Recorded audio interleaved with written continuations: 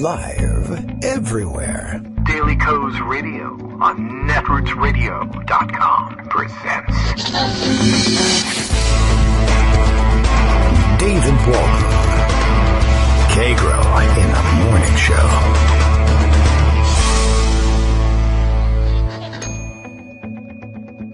Now, here's David Waldman.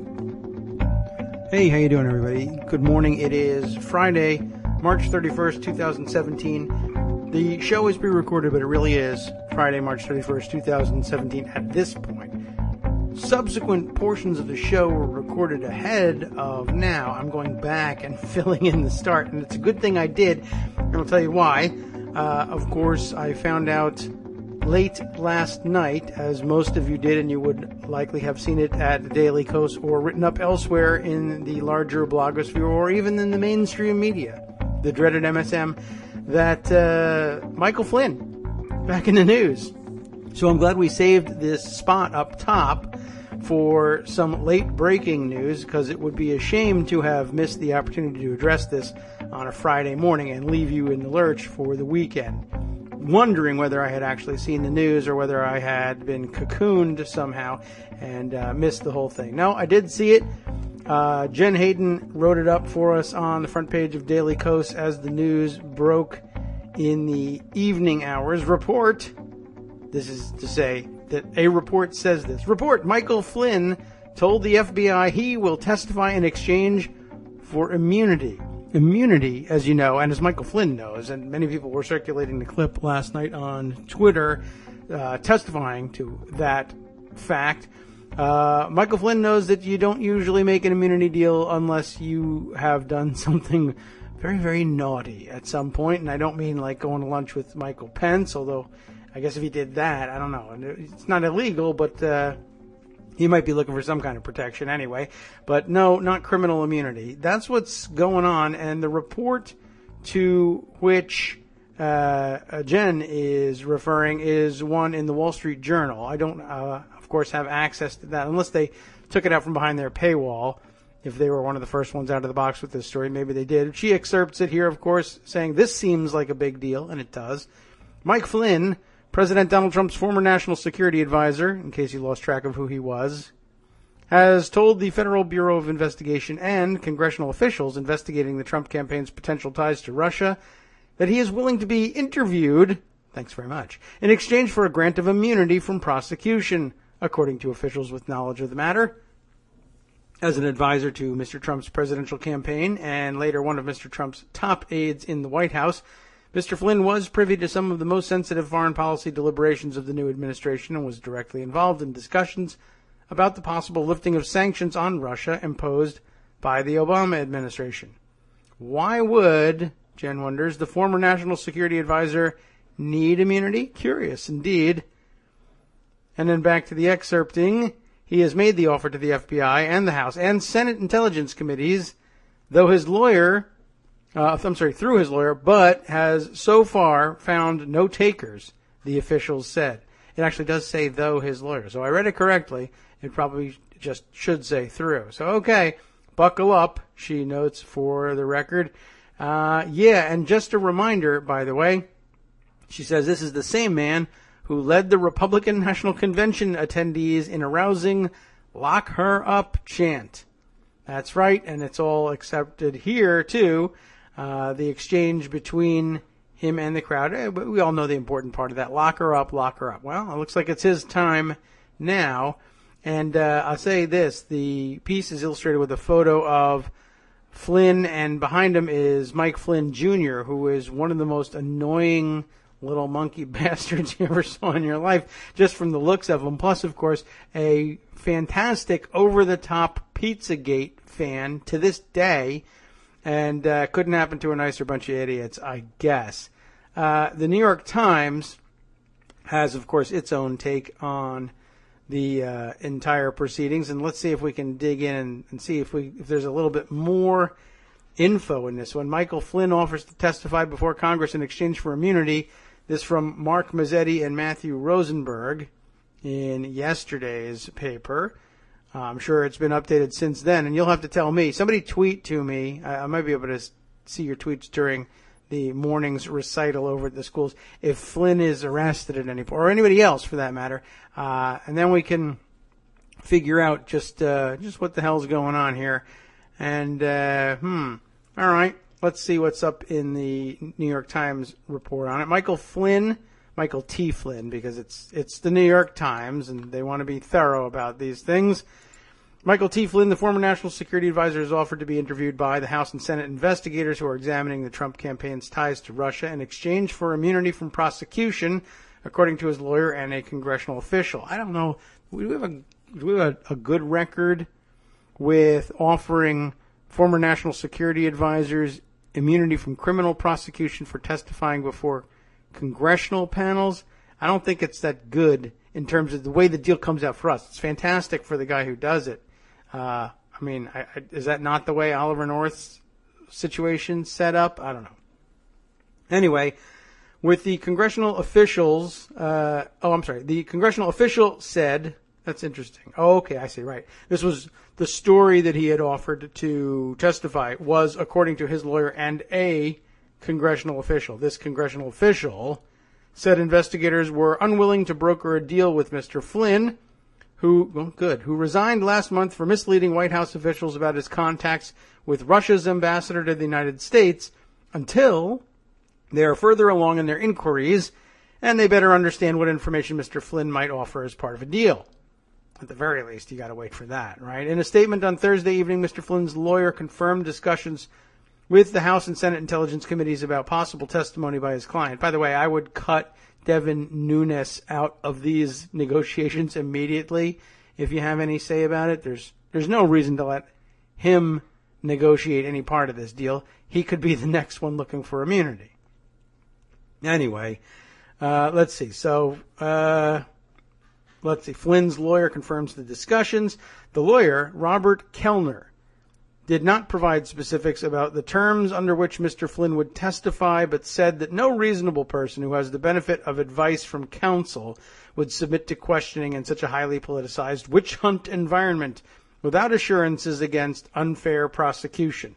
I guess that's probably true. That's him being a zealous advocate. I think I read on Twitter last night that this lawyer is a Republican but not a Trump fan. In fact, I think was identified as more a never-Trumper, saying that he was going to vote for one of the other alternative Republicans running independently. It was at McMullen, I guess, right? I haven't confirmed that myself or anything. It's just interesting if that holds true. I don't know. Maybe it tells us a little something about what he's doing and where he's coming from. General Flynn certainly has a story to tell, and he very much wants to tell it should circumstances permit. The statement said, we can make circumstances permit. You just might be in jeopardy when you do it.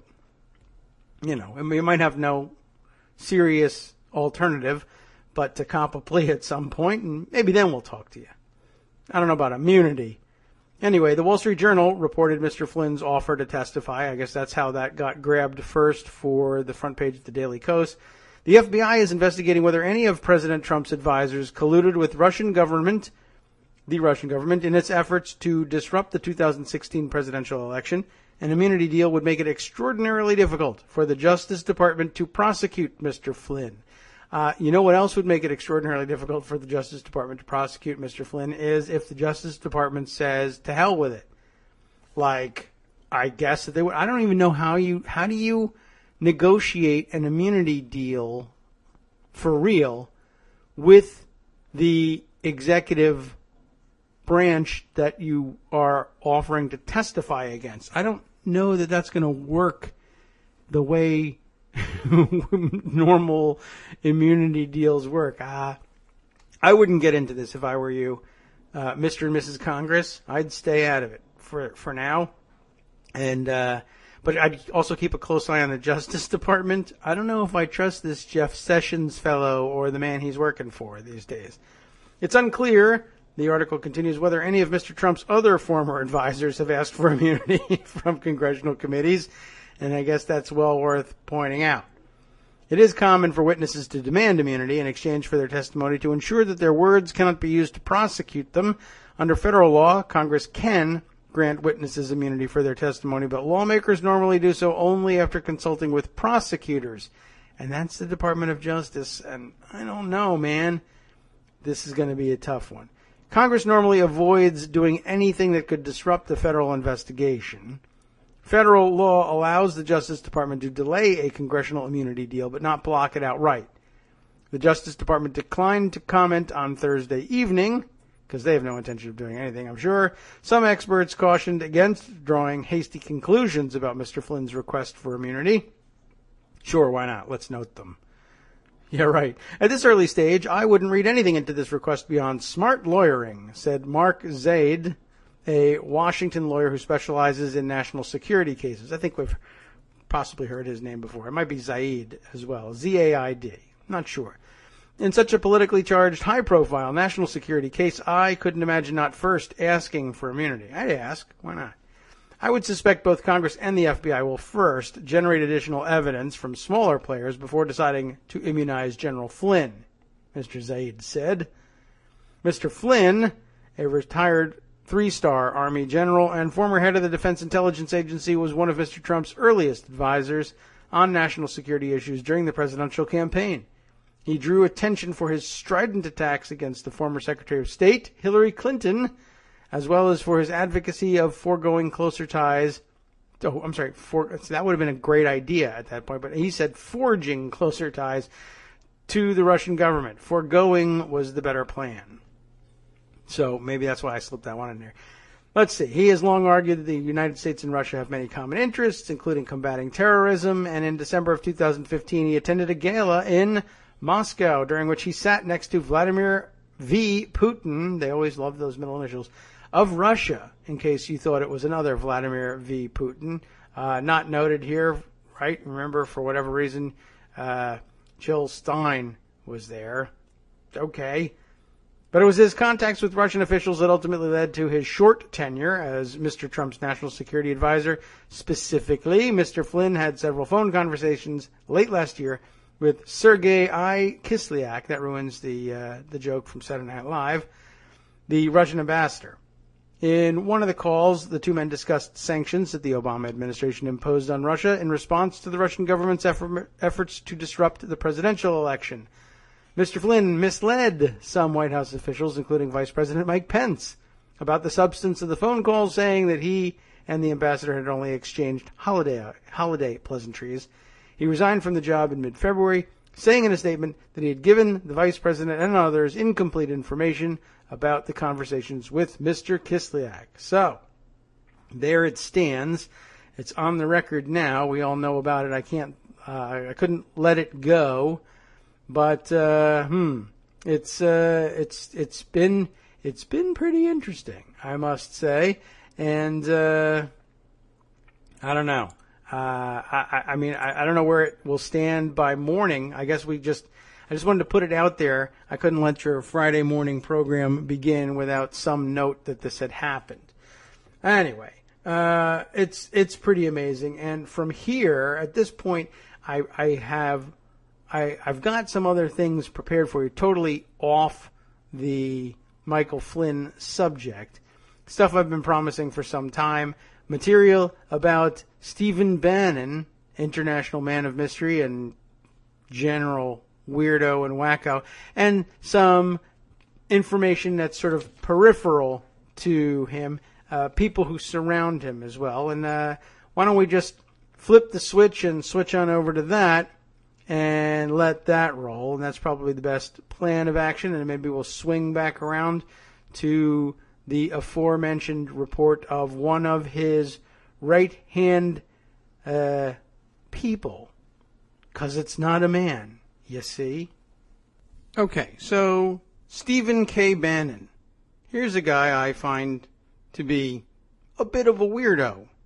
And we've talked about him extensively in the past, and his weirdness in the past. And I'm increasingly becoming convinced that there's no mysterious political genius necessarily behind what it is that he does. And, of course, I've come to the conclusion, really, that the Mercer family essentially pays for for whatever it is that Bannon uses to make himself appear like he is a political player and a genius. He keeps making, political plays that magically work out for one reason or another, but they're essentially just promotional projects paid for by the Mercer family, and there's no real indication that they did any of the things that they claimed to do. But, he's a bit of an oddball, let's say. And I saw this piece way back in, early-ish March. March 11th was the publication date, a Washington Post piece by Robert O'Hara Jr. and Sean Boberg that had an intriguing title, and I haven't gotten to share it yet. Seems like today would be a good day to do that. During his political rise, Stephen K. Bannon was a man with no fixed address.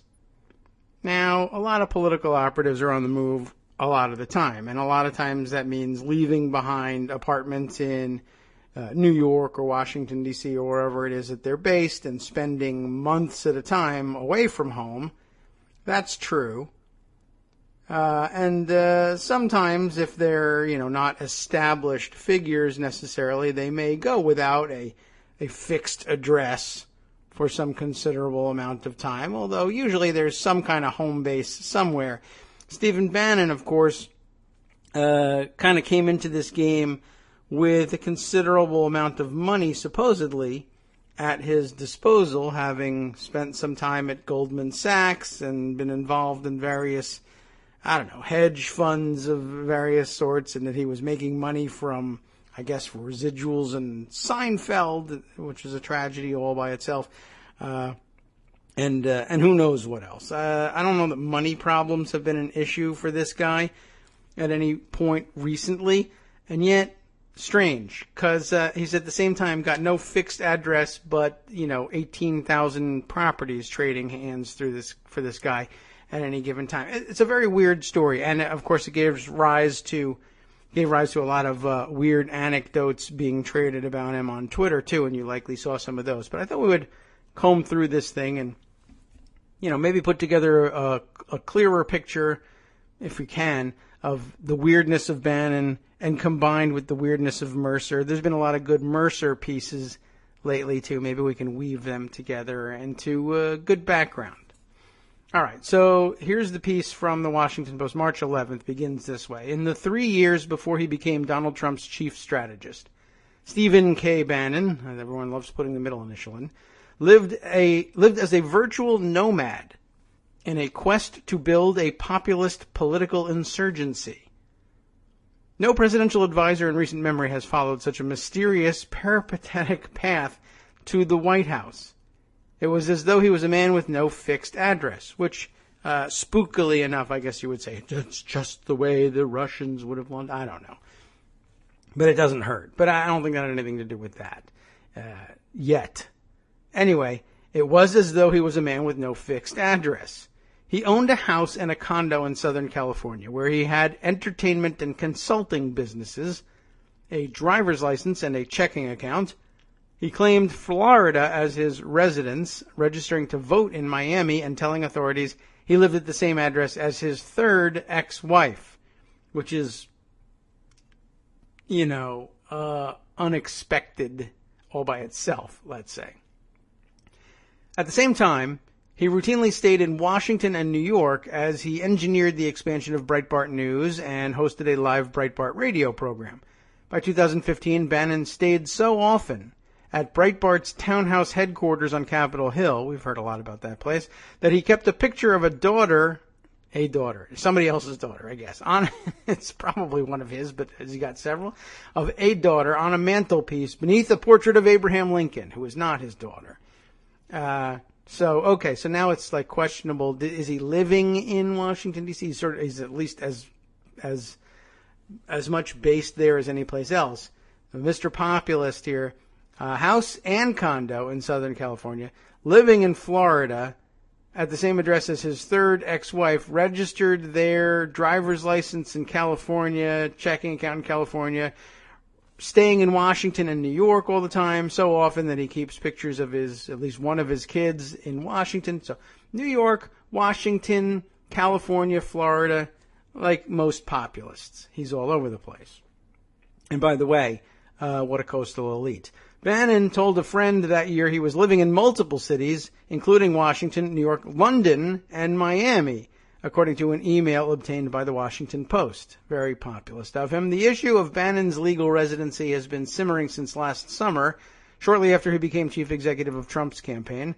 The Guardian reported in an August 26th story that he was registered to vote at a then vacant house and speculated that Bannon may have signed an oath that he was a Florida resident to take advantage of the state's lack of income taxes. I was asking, of course, during the campaign, has anybody seen the picture ID with which Stephen Bannon will apparently attempt to vote in Florida? I would be curious to know because, of course, his driver's license was from California. What's he doing registered in Florida? It can happen. It's just weird for a campaign that's charging everybody else in the world with voter fraud. In California, where Bannon had lived and owned property for more than 2 decades, income tax can exceed 12%. Bannon has not responded to repeated requests by the Washington Post to discuss the matter. 2 Post reporters sought to independently verify his residency claims using a wide array of publicly available information. They obtained utility bills, court records, real estate transactions, state driver reports, and the checks he wrote to pay municipal taxes in California. They interviewed neighbors, spoke with landlords, and tracked his Breitbart-related activity. Good work, guys. In the digital age, when most Americans leave a clear footprint of their whereabouts, Bannon left a meandering trail filled with ambiguity, contradictions, and questions. Like a spy might do. But I don't think anybody has so far accused him of being a spy. He's just a manipulative jerk. All right, but that is weird, don't you think? Okay, it's a little bit strange. No one knows where the guy lives, and they can't nail it down, and he won't tell. The Post found that Bannon left a negligible footprint in Florida. He did not get a Florida driver's license or register a car in the state. He never voted in Florida, and neighbors near 2 homes he leased in Miami, 2 homes he leased in Miami, said they never saw him. His rent and utility bills were sent to his business manager in California. Because populist. Bannon's former wife occupied the premises, according to a landlord and neighbors, one of several, I guess. And at the same time, Bannon said he was living with his ex-wife. She was under investigation for involvement in a plot to smuggle drugs and a cell phone into a Miami jail, a law enforcement document obtained by the Post shows. It's a little bit more populist, I guess, but not very good for security clearances. The Post learned that state prosecutors in Miami have an active investigation into Bannon's assertion that he was a Florida resident and qualified to vote in the state from 2014 to 2016. In late August, investigators subpoenaed Bannon's lease of a Coconut Grove home and other documents. They also contacted the landlords of that home and another Bannon leased nearby, and sought information from a gardener and handyman who worked at one of the homes, according to documents and interviews. Because state laws do not clearly define residency, making a false registration case can be difficult. Bannon is seen as president... Oh, I'm sorry. This is the caption of the picture of his goofy weirdness here as captured in a January 23rd photo. Seen meeting with business leaders in the Roosevelt Room at the White House. Okay, so what about the California connection? A former investment banker and Hollywood producer, because populist, Bannon lived in California when he took a turn toward politics nearly a decade ago. He had a condo in Los Angeles and a house just to the south in Laguna Beach in Orange County. In 2010, he told Orange County election officials that he wanted to become a permanent absentee voter and have all ballots mailed to his Laguna Beach home. In 2011, Bannon produced and directed a political documentary about Sarah Palin for the Victory Film Project, a company in Sarasota, Florida. He is listed as a manager of the company in Florida corporate records. In March 2012, with the death of founder Andrew Breitbart, Bannon became executive chairman of the Los Angeles-based Breitbart News, which was expanding its operations to Washington. Bannon was still a resident of California, records show. In November 2012, in those elections, he voted in Orange County by absentee ballot. That same month, he renewed his California driver's license for 5 years. So, all right. Let's see. He's increasingly finding himself in Washington, but everything stays connected in California. But in his subsequent travels across the country, his living situation became more complicated. The details gathered by the Post create uncertainty about exactly where he was spending the bulk of his time. And wherever he spends his time, believe me, there's tremendous bulk. That wasn't in the article. The guy is a bit of a shambling mound. I'm sorry. That's the way. Okay, I know. Let's not nitpick. On February 9th, 2013, Bannon and Diane Clohessy, that's my best guess at her last name, that's his third former wife, signed a lease application for a 3-bedroom house. The second former wife gets a 2-bedroom house. First ex-wife, a 1-bedroom. It's increasing. So it's a good idea to now, at this stage, if you're into real estate, marry and divorce Stephen K. Bannon. He'll give you a 4-bedroom house. They signed a lease application for a 3-bedroom house on Opachee Drive in a lush Miami neighborhood with palm trees and Spanish-style homes. It's kind of all of them. Bannon signed as applicant, and Clohessy, it's Clohesy, signed as applicant's spouse, which she's not, or wasn't, at that time. The two were married in 2006, when Bannon was 53 and Clohessy was 36. Okay. They divorced in California in 2009. She moved to Florida in 2008, starting a new life in Miami. Bannon said in court papers during the divorce, but the two remained in touch, and that happens, and she worked on 3 political documentaries he directed in 2011 and 2012. All right. Bannon told his new landlords that he would be splitting his time between California and Florida, because populist. According to interviews the Post conducted with the property owners, Bannon and Clohessy both signed the 2-year lease records show. The lease application said Bannon was, quote, relocating from California.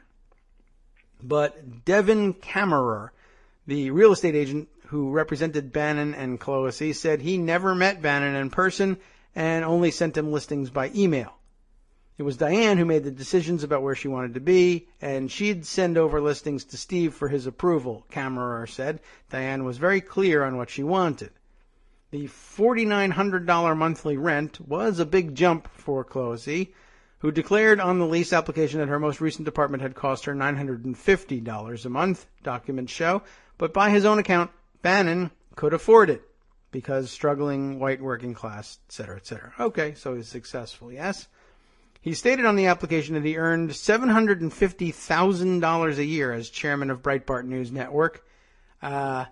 Remember, again, that's the enterprise we're now learning as they have applied for White House and congressional press credentials and been granted them, I believe. We finally got to find out what their ownership structure was, and it's paid for by the Mercers. They pay them $750,000 a year to do this work. And it's a bargain for what they've gotten out of it, to be sure. Anyway, he also, by the way, earned $270,000 as executive chairman of ARC Entertainment, a film distribution company based in Santa Monica, California. In addition, there's more. Bannon received about $100,000 in salary that year as part-time chairman of the Government Accountability Institute, a new nonprofit charity in Tallahassee. Brand new. No one knows what they do. $100,000 in salary. According to filings with the Internal Revenue Service, Bannon, 2 Breitbart writers, and other conservative activists had launched the organization a year earlier, and it produced reports and books that were promoted by Breitbart. Bannon claimed he worked 30 hours a week at GAI, according to IRS filings. Another, just side note, GAI, another of the Mercer's projects. Rebecca Mercer also on its board, and if it doesn't get explained later on in the article, GAI was the entity that produced Clinton Cash, both the book and the movie, and promoted it all over the place and managed to get the whole email controversy to be the story of the year in 2016 at leading papers around the country, including, infamously enough, the New York Times. Just weeks after signing the Opachee Drive lease, Bannon launched Breitbart News Sunday with Stephen K. Bannon, a 3-hour program broadcast live Sunday nights from Sirius XM studios in Washington. In May of 2013, Bannon opened an account in his name for municipal sewer and water service, very exciting, at the Opachee Drive Residence Documents show. The utility account is one of the few public indications of Bannon's presence in Florida, but Bannon told utility officials to mail the bills to his office, to the office of his business manager on Wilshire Boulevard in Beverly Hills, California, because populist, according to documents obtained through Florida public records laws. 4 neighbors told the Post they do not recall seeing Bannon at the house. I never saw him, said Stephen Chastain, who lived a few doors away on a nearby street. He wasn't living there, said Barbara Pope, a longtime resident who often walked her dog on Opachee Drive. I would have recognized him. At the time Bannon was sharing the lease with Clohessy in Opachee, she was apparently involved with another man. Which, if they're divorced, I guess that's okay. Neighbors said they repeatedly saw a man they could not identify at the house.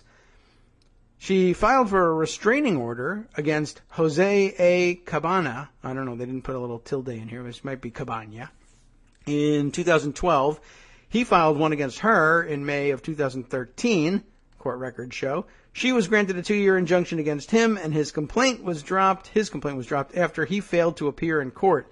Cabana was charged with cocaine distribution in November of 2013 and sentenced to 10 years in prison. He could not be reached for comment. Well, okay, fair enough. She didn't get to smuggle that phone in, so he couldn't make a comment, I guess. I don't know if that's who she was sending it to. I don't know. I don't know anything about it. In October of 2013, Clohessy became ensnared in an undercover investigation of a jail guard suspected of smuggling drugs and other contraband to another man, a friend of hers, in the Miami-Dade County Pretrial Detention Center, according to an arrest warrant for the jail guard, first reported by the Miami New Times. So it's another dude entirely. Investigators eavesdropping on a phone call between Clohessy and the intimate heard them arrange for her to deliver a Pop-Tart, code for a cell phone, along with several ounces of marijuana. Did they not have a code name for that? To a prison guard, the warrant said. That's how you get caught. Give me a Pop-Tart and some weed. Oh, I mean, whatever. I don't know. I'm sure they had a code for that, too. I would like to know what that was, though. They make prominent mention of a Pop-Tart as code. All right, whatever. Clohessy, who was under surveillance. Why? Was it part of the Russia plot? Oh, my God. Well, she just was. Later, met with the guard in a parking lot and handed over the marijuana, the phone, and $700 in cash, the warrant said. Clohessy was confronted by authorities and agreed to cooperate. She told investigators she had known the inmate for more than a year and maintained a relationship with him through jail visits, correspondence, and telephone conversations. She's a very generous individual, I guess. Efforts to reach Clohessy were unsuccessful. She gave her phone to the guy. So her brother, Declan, provided the Post with a statement the Friday, I guess, before the publication. This would be back in March, that Bannon had provided.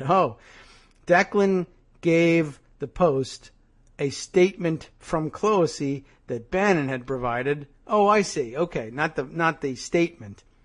The statement said that Bannon had provided, quote, emotional or financial support, unquote, to help her recover from drug addiction and depression. It was either emotional or financial. I can't remember which one. That's what it says, or. Steve is a caring and compassionate man, and Diane is blessed to still have him in her life, the statement said. We appreciate the media respecting my sister's privacy at this early stage of her recovery.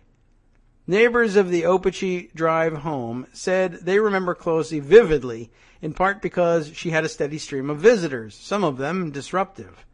4 neighbors told the Post that they had a community meeting with police to complain about noise at the house and cars speeding from the premises at late hours. Police records show that officers went to the Opachee address at least 3 times over several months in 2014. The officers were responding to reports about disturbances, including loud music. In one case, a woman at the home called police around midnight to express fears about an ex-boyfriend who was shining a bright light into the windows. Her name, whoever it might be, is redacted in the report. Beatriz Portela, a real estate agent who represented the Opachi landlords, said she also received a call and text messages from neighbors who were anxious about troubling incidents at the house, including speeding vehicles and a car crash. They were super upset, Portela said. Next section here entitled A Roving Life. I'm kind of curious about what was going on in Florida, but let's hear about the roving life. On April 2nd, 2014, more than a year after Bannon signed the lease on the residence in Coconut Grove, he registered to vote in Florida and listed the Opachi Drive address as his legal home. Bannon did not have to show an ID to register. Jeez, I thought you did. He provided the last 4 digits of his social security number to verify his identity. One of the allures of Florida is its zero income tax rate for in-state residents. The Post was unable to determine what state Bannon claimed as his primary residence for the purpose of income tax. Accountants advise people who work in multiple states to carefully document the number of nights they spend in Florida and maintain records of travel, housing, even of meals. Registering to vote is considered one indication of residency, as is a driver's license. Under state law, new residents must apply for a license within 30 days if they intend to operate a vehicle. Philip Sroka, a partner at the accounting firm of Morrison, Brown, Argies and Farah in Miami. I guess he's not a name partner, Mr. Sroka. Said he advises clients who split their time in multiple states to take care to document their presence in Florida for more than 6 months. That includes airline tickets, restaurant receipts, and utility bills. In an interview with the Post, Sroka said suspicions are raised when individuals have their bills sent outside the states where they claim their residences. It gets a little sketchy when you accept employment elsewhere, he said. Where it gets a little on the line and subject to interpretation is where you have a lot of other business dealings elsewhere. As 2015 approached, Bannon continued his roving life. He rented out his Laguna Beach home and in January 2015 bought a townhouse as a second home, it was really like the 19th home, in Pinehurst, North Carolina. The deed lists Bannon's mailing address at his money manager's office in Beverly Hills. The manager is getting sketchier and sketchier by title as the story goes on, it seems. On February 18th, 2015, Bannon ended the water and sewer service at Opachi Drive and switched the service to Onaway Drive, less than half a mile away in Coconut Grove, records show. 5 days later, Bannon changed his voter registration to Onaway Drive. And I guess here's a picture of the Onaway Drive house provided here. The Opachi house was left in disrepair, according to an email between the landlord and Bannon and interviews with the landlord. Padlocks had been placed on interior doors, or the doors had been removed altogether. A hot tub was destroyed. And this was the part that engendered a lot of chatter online. Entire jacuzzi bathtub seems to have been covered in acid, the landlord wrote in February 2015 emails to Bannon. I'm out of town, Bannon replied. Is there any way you, and he just puts the you, any way you can talk with Diane and sort things out? 3 question marks. He's a bit of a texting type of guy, I guess. Acid in the bathtub. All right. The damage was estimated at more than $14,000, according to an accounting by the landlords, who kept the $9,800 security deposit from Bannon and Closey. Kammerer, their real estate agent, said he was troubled by the damage. I would not work with them after that, he said. I would not refer them again as clients of mine. Around this time, acid in the bathtub. And also, how do you know? All right, well, anyway, around this time, Bannon was becoming a fixture at the Breitbart News townhouse location in Washington, nicknamed the Breitbart Embassy. We've heard all about this place before. Hosting parties, meeting with journalists, and staying overnight. In a Bloomberg Businessweek profile in October 2015, a reporter described interviewing Bannon multiple times in January and February at the Breitbart townhouse in Washington. I think we read this one. Yes, the article headlined, "This man is the most dangerous political operative in America," described the building as a 14-room townhouse that Bannon occupies. Ordinarily, Bannon's townhouse is crypt quiet and feels like a museum. as it's faithfully decorated down to its embroidered silk curtains and painted murals in authentic Lincoln-era details, the article said. I remember that. On October 26, 2015, SiriusXM announced that Bannon's weekend radio show would expand its live broadcasts to weekday mornings from 6 a.m. to 9 a.m. from studios in Washington and New York. Donald Trump was a guest on the inaugural show November 2nd.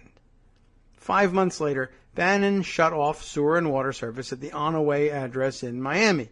The house remained uninhabited for months. 3 neighbors interviewed by the Post said they were confident Bannon had not lived at the home. I often saw Diane, said Joseph J.L. Plummer, a prominent Miami resident, who lived next door and was a city commissioner, for nearly 30 years. I never saw him. In mid-August, Bannon became chief executive of the Trump campaign. As he was assuming control, Bannon changed the address on his Florida voter registration records. On August 19th, he signed an oath that he now lived at the home of a longtime business associate in Nokomis, Florida, in Sarasota County. The questions about Bannon's residency emerged August 26th when The Guardian wrote that Bannon had been registered to vote at a vacant house, the On-A-Way address in Miami. The local NBC station in Miami reported that the state attorney's office had requested Bannon's voter records from county election officials. At least 2 people filed complaints about Bannon with the Florida Department of State, claiming he had committed voter fraud by asserting that he was a resident, documents show. I'm glad someone was on it. In October, the department said the complaints did not merit an investigation. That month, Bannon registered to vote in New York from a Manhattan condo overlooking Bryant Park, and later cast an absentee ballot in the presidential election. Because he was registered in 2 places, he was later removed from Florida's voter rolls. So he's another one of those guys that, mistakenly is registered more than one state, and it must be voter fraud, except it isn't, but okay. Under Florida law, it is a 3rd-degree felony to provide false information on a voter registration application. It is punishable by up to 5 years in prison, as a matter of fact. First-time offenders are rarely given more than probation, something that could also lead to the loss of a security clearance. It wouldn't lead to a loss of his security clearance, I guess, because it's just by presidential grant, but okay. Officials from the state attorney's office for Miami-Dade County, which is led by an elected Democrat, declined to provide details about their probe into Bannon's residency claim. In denying a post request for documents about the investigation, officials cited confidentiality rules for active criminal investigation information. Spokesman Ed Griffith said, "At this point, it is not over. But proving wrongdoing in Bannon's case could be difficult because state law does not clearly define residency, according to an official who spoke on the condition of anonymity." And that wraps it up for that particular piece. Nothing earth-shattering in there. I just thought it was kind of a weird thing, and I mean certainly the acid in the hot tub story qualified as weird Twitter fodder, but they make a good point. The guy lives a bit of a nomadic life, and while that again is not uncommon for political operatives, and while it also runs counter to his narrative as a populist or somebody who's in touch with the white working class, and that's not necessarily asserted here, but that one profile that that was mentioned in this story that we read earlier months ago on the show, I think that one, as I recall, in that one he took greater pains to sort of identify himself with white working class roots or whatever. I mean, who even knows what that is supposed to mean? It's a loaded term and a stupid term to begin with, but that's the one he was using, and that's the one we're stuck with until we come up with something better and more descriptive. Because, as it turns out, people who aren't white, they work all the time. But, I don't know, somehow they're not included in this particular working class. They're all on welfare. White people who, slug it out every day, they're working. You see, I don't know, I'm not really sure. There's the working poor, that's black and brown people. And then there's the white working class. They're poor too, but salt of the earth poor, not disgusting poor's poor. I don't know. I mean, there's racism baked right into it, is all I can tell you. But you know that. You recognized it from the beginning. There's more, of course. about Bannon floating around in pockets, some things that are a little bit more recent. Let's see. Let's go back and grab a couple of those things. Oh, you know what I wanted to look up? One of those early mentions of a project that he was involved in that I wondered, are the Mercers involved in that one? What was it? It was right before their mention of yes, that's right, the Victory Film Project. Should just grab that and I don't know, maybe we can do a quick Google even while we're looking for these other articles here. Victory Film Project. What was that all about? And who did that and who paid for it? I don't know if that's something we can necessarily dig up and get a clear answer for right now. But there's a little bit out there about it. We'll do a little bit of research on it and see what we come back with. Anyway, let's see. Let's move on to some of the other bits that we had more recent about Bannon, because there's a lot more. And it led to me, this, the earlier profile that was referenced had me asking questions about where is Bannon registered to vote. And right up until the election almost, I was asking on Twitter, has anybody seen the ID that Bannon says that Bannon would have to use to vote in Florida? But as it turns out that by that point he had re-registered. He was still registered in Florida, but he had also registered in New York, and that's where he was voting, which seems like a strategic mistake, really. But anyway, he went ahead and did that, and it didn't hurt them any, at least not according to the official narrative so far. Let's see. There was also reporting, that drove closer to a question I've been asking since the election, which is, so what's the story with this Breitbart townhouse? Is he still living there? I mean, now that he's spending all his time in Washington, D.C., where is he spending his nights? Because one of the things I thought was weird, especially when Breitbart was applying for their press passes, wouldn't it be strange if the chief advisor to the president, who supposedly has given up his ties to Breitbart so that they can qualify. I mean, this wasn't supposedly why he did it, but part of the questioning that they had to answer in their application for press credentials with the Senate press gallery was to disclose whether or not there was a continuing relationship with Bannon, who was, of course, a White House official. That would be kind of one of those red flags of gigantic enough conflict of interest that we don't think we really want to credential you under the Senate press gallery for, we don't want to give you your permanent press credentials because, well, if you're published by the guy who still works at the White House, that doesn't really set up real well in terms of our maintaining the integrity of the membership of the press gallery with what they consider to be serious journalists. And some of you may know, and I'm sure we made mention of it on the show at some point in the past, Daily Kos, when I was writing, particularly when I was writing Congress Matters, we took a shot at this too. We decided maybe it might be interesting to see about press credentials for me.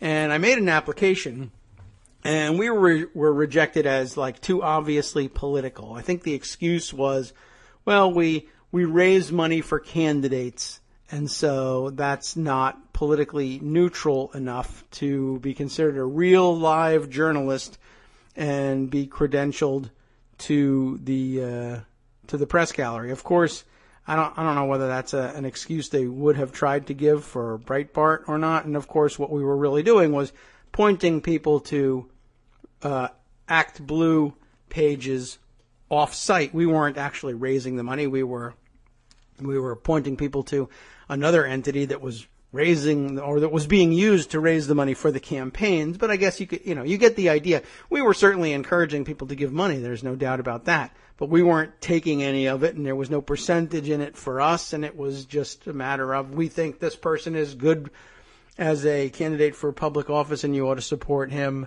or her financially, which is a little bit more than just doing a endorsement like a newspaper might do.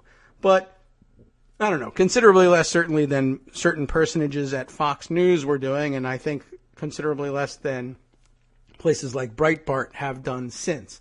Anyway, my big question was whether or not he was still living in the same house where Breitbart kept at least some of its Washington offices.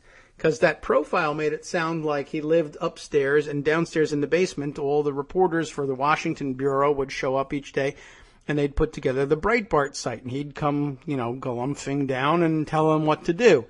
And if he was able to do that on his way to and from work at the White House, well, that would be a little conflicting, I think. But nobody seemed to be able to pin down where he lives, even in Washington, D.C., even as a super high-profile person in Washington, D.C. I kept asking this question, and no one was coming up with answers. Well, finally somebody sort of took a stab at it.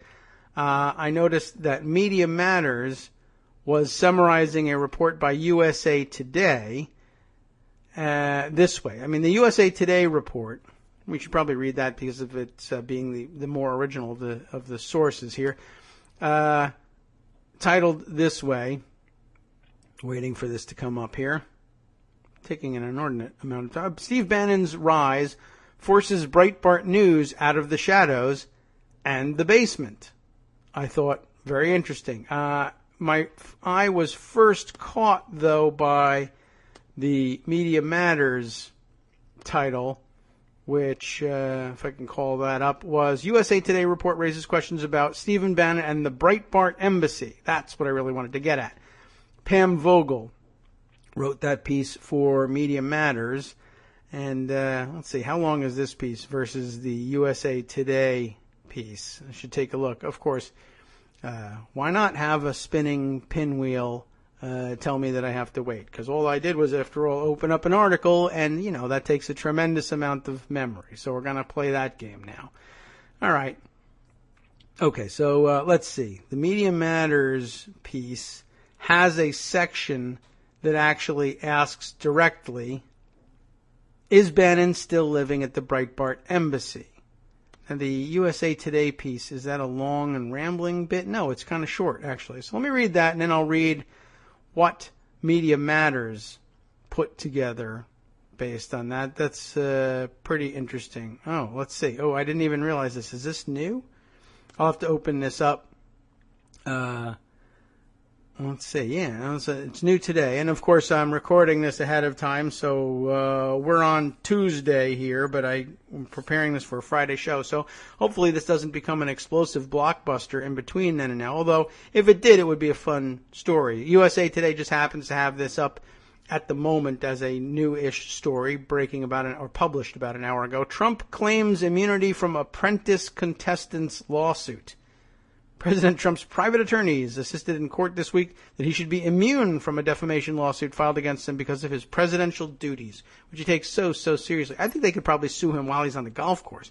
In those particular situations, they should shout deposition questions at him, and I think they could probably keep up with this. This was Summer Zervos, former contestant on The Apprentice, suing Trump in New York.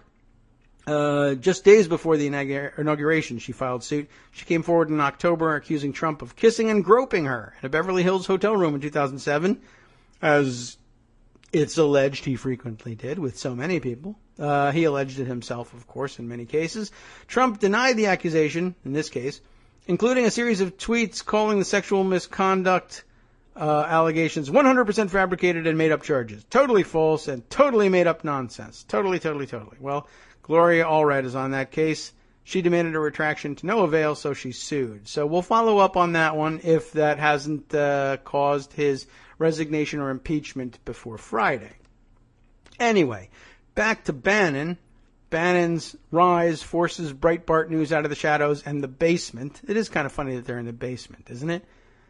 Here's the piece written by Paul Singer. Breitbart News has stepped out of the fringes of American politics and is now, quite literally, moving out of the basement as well. They're not just taking shots at them. The bare-knuckled conservative news organization, that's a way of putting it, has moved its office out of the house where former Chief Steve Bannon lived, has begun to reluctantly disclose its ownership and, in a quest for official recognition, may even go so far as to publicly declare who runs the place. That might be nice. Breitbart has for the past several years operated basically out of Bannon's house. Bannon was the executive chairman of Breitbart News and the ideological engine behind the site's bare-knuckled, anti-immigration, anti-government ideology. He and the site both operated out of a townhouse on Capitol Hill, a couple of blocks behind the Supreme Court. It became known as the Breitbart Embassy, site of lavish parties upstairs and the typing of a staff of young reporters downstairs, whom Bannon referred to as the Valkyries, for some other dumb reason, and probably white supremacist reason at that. But then, Bannon became Trump's campaign manager last summer and is now chief strategist in the White House. Breitbart is rising with Bannon and is now trying to become a credentialed member of the Senate Daily Press Gallery, joining the New York Times, USA Today, and other mainstream news outlets. This would give them access to the Capitol that is on a par with the congressional staff. It would also allow them to participate in White House pools, providing coverage of events to the rest of the press corps when space for reporters is limited. But membership in that club requires a level of transparency Breitbart News has long shunned. The office location is the first hurdle. Breitbart News has declared the Breitbart Embassy as its office addresses, but that's not really true. No, nothing's ever true about who lives where when you're near Stephen Bannon, I guess. The embassy is still the official address of Breitbart's Washington bureau. But since the summer, quote, since the summer, we have been transitioning people out of the house, unquote, said spokesman Chad Wilkinson. One of the reasons for the move was security, Wilkinson said.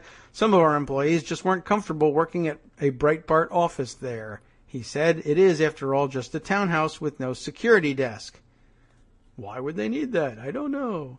Sometime this spring, Breitbart will have a regular office in downtown D.C., Wilkinson predicted. Meanwhile, most of the staff are telecommuting. It is probably just as well. The embassy is in a residential neighborhood where it is generally not legal to run an office. But whatever, they did it for a bunch of years anyway. Washington, D.C. property records show the building is owned by, we know this, Mustafa El-Gindi, a former Egyptian member of parliament who has occasionally been quoted in Breitbart news stories. El-Gindi is receiving a homestead deduction on the property, a $72,000 tax credit that requires the owner to maintain residence in the building. He could not be located for comment on this story. Whoops, looks like he might lose that tax credit. Breitbart CEO Larry Solov told the Senate Press Gallery that the company has a soon-to-expire lease in the building for corporate housing, offices, and entertainment. But zoning rules for the block do not allow commercial leases. That area of Capitol Hill is zoned only for residential uses, with a very narrow set of home occupation exceptions, allowing a resident, as opposed to a rotating group of occasional visitors, to work as an in-home tailor, music tutor, doctor, or the like, or to run a small bed and breakfast, said Mark Eckenweiler, a longtime chair of the Zoning Committee for the local Advisory Neighborhood Commission, the city government unit for that area. The uses Solov described to the press gallery appear to violate the D.C. zoning regulations applicable to that location, Eckenweiler said. Since the lease is not public, it is impossible to know whether the terms meet the neighborhood's restrictions. When Breitbart gets a new office, it will presumably make the address more public than the current address, which appears nowhere on the Breitbart News site. The site also provides no phone number and no way to contact the editors and reporters. Not interested. Beyond the address, Breitbart's application for press credentials is also shining new light on the company's management and ownership structure. The site offers no masthead. The roster of editors and managers that news organizations traditionally publish in print editions or post on their websites. Solov said the Standing Committee of Correspondence last month, he told them, that is, that he would consider producing a masthead, but it still has not appeared on the site. It takes about 10 minutes to type in names. It's quick and dirty, but they want to do it special, I'm sure. The bigger question is who owns the site, a piece of information Solov admitted he was loath to disclose. The press gallery rules state that to qualify, a reporter must not be engaged in any lobbying or paid advocacy advertising, publicity, or promotion work for any individual, political party, corporation, organization, or agency of the U.S. government, or in prosecuting any claim before Congress or any federal government department, and will not do so while a member of the daily press galleries. Applicants' publications must be editorially independent of any institution, foundation, or interest group that lobbies the federal government or that is not principally a general news organization. One of those things screwed us up. I don't know which. Solov reluctantly told the Standing Committee in February that Breitbart is partly owned by the Mercer family. Oh, I have to admit that. One of the largest sources of money behind committees supporting President Trump's campaign last year. Solov would not say which of the Mercers was an owner.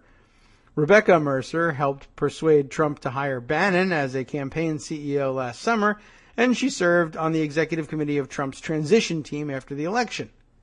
Solov also told the committee that Bannon resigned from Breitbart last fall, shortly after the election, but was unable to provide any formal documentation to that effect. He said Bannon simply called him to say he's stepping down. The Standing Committee has asked for more details before its next meeting on Friday. Is that today? When was this article written? This was March 23rd, so it would have been last Friday. I don't know whether they got it or not. Okay, where were we with this one? Almost at the end. While Solov says Bannon is no longer connected to Breitbart News, his influence clearly still lingers at the Breitbart Embassy.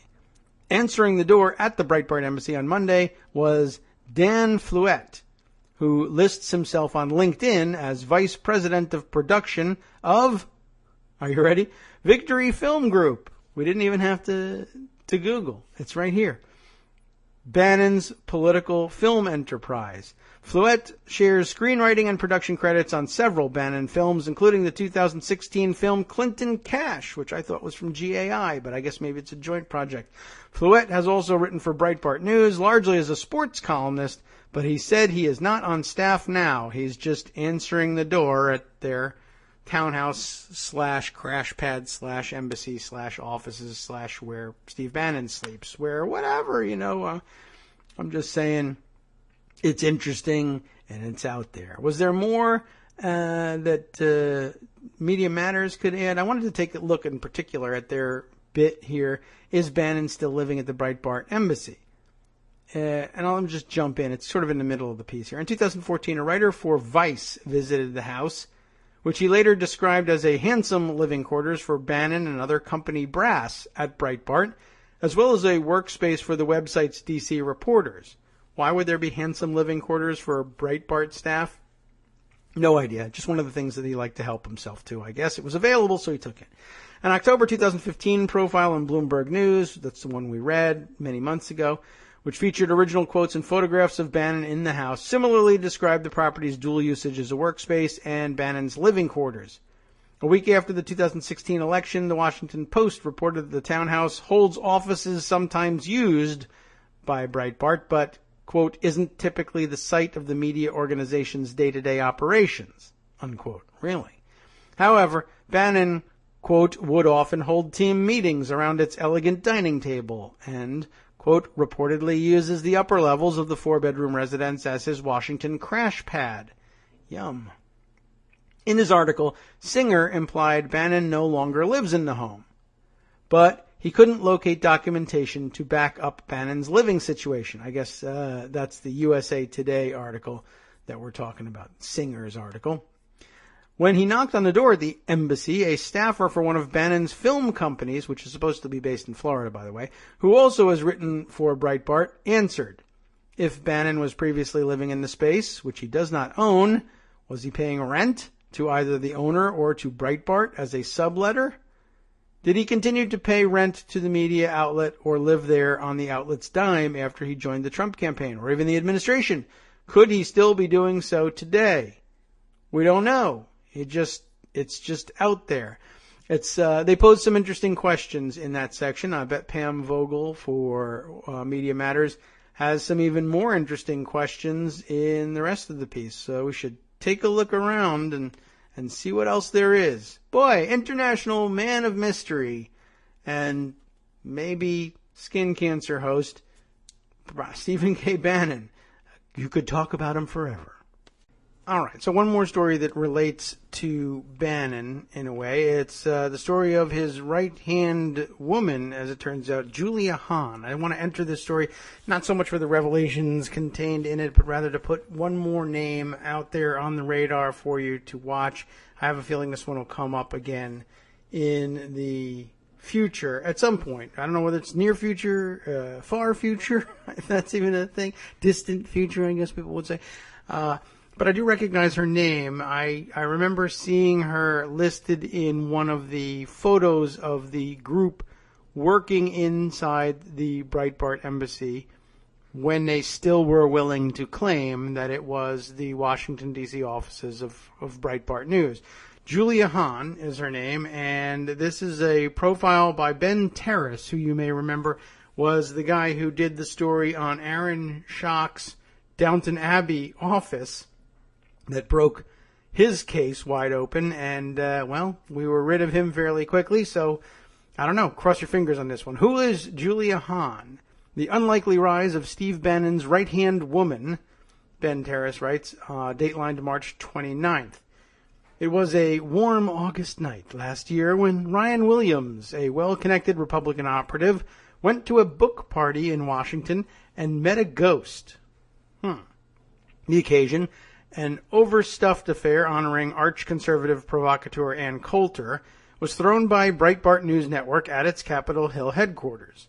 Donald Trump had just seized the GOP nomination, and Breitbart political editor Matt Boyle was kvelling to the crowd about the thrill of sharing a space with Coulter at the center of Trump's nationalist movement. In the midst of the excitement, a friend of Williams introduced him to a startlingly young, chestnut-haired woman. Her name was Julia Hahn. I couldn't believe it, Williams recalled recently. I told her I didn't even know if she really existed. I also didn't know she really existed, but for different reasons. Over the previous year, Hahn's name had topped some of the most sharp-edged anti-immigrant and anti-establishment stories in conservative media. In keeping with Breitbart's growing mission as a scourge against any moderate strain in Republican politics, she had aimed her most pointed and brutal attacks at House Speaker Paul Ryan, of Wisconsin, of course, whom she had accused of being a globalist Hillary Clinton sympathizer. Sure, why not? In a typically provocative piece, Hahn last fall retold the grisly tale of a California woman who was raped and murdered by an, quote, illegal alien, unquote, and then pitted that in contrast to the uproar over Trump's boasts about groping women on the Access Hollywood tapes. Ryan had denounced Trump's lewd talk, Hahn noted, but, quote, there is no public record that he had ever spoken out about Marilyn Farris's sexual assault. Maybe because it was completely unrelated, but hey.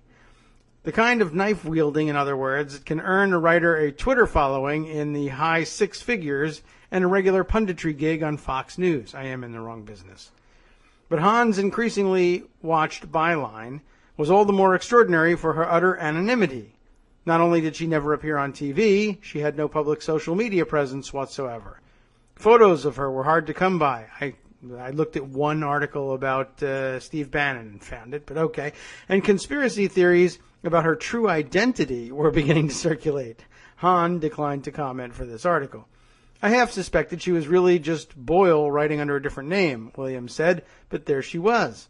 I was surprised by how nice and mild-mannered she was, given how loud and intense her stories were.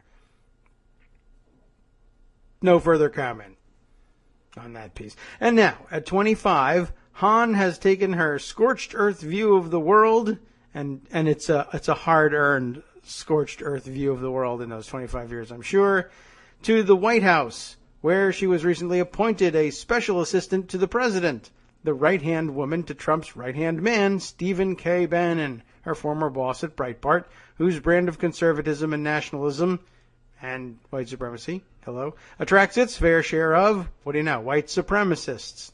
That must be why it works that way. Okay, he did get white supremacy into the sentence. A White House spokeswoman scoffed at media interest in the former Breitbart star, characterizing her as a mere administrative staffer. I don't know if that was very nice of you. There are a lot of 25-year-olds in the White House. They stock them in the Trump White House. Said Sarah Huckabee Sanders, are you going to be writing about all of them? Well, we're not writing about you, Sarah. Does that make you sad? Gee whiz.